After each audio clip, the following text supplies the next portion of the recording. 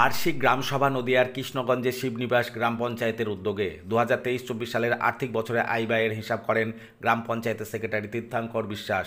এই অনুষ্ঠান উপলক্ষে সাংস্কৃতিক অনুষ্ঠানের আয়োজন করা হয়।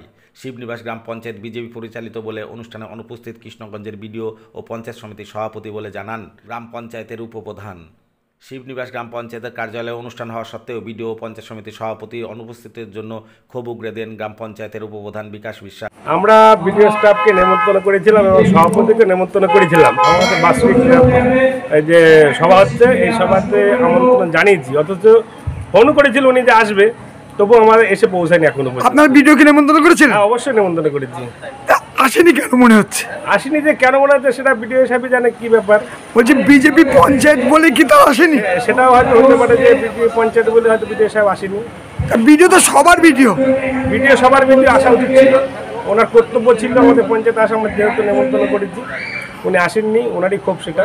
যদি এখনও আমাদের খবরের দর্পণ চ্যানেলটি সাবস্ক্রাইব না করে থাকেন তাহলে এখনই সাবস্ক্রাইব করুন, সঙ্গে বেল বাটনটি ক্লিক করুন আর পেয়ে যান সব খবরের দ্রুত ভিডিও আপডেট।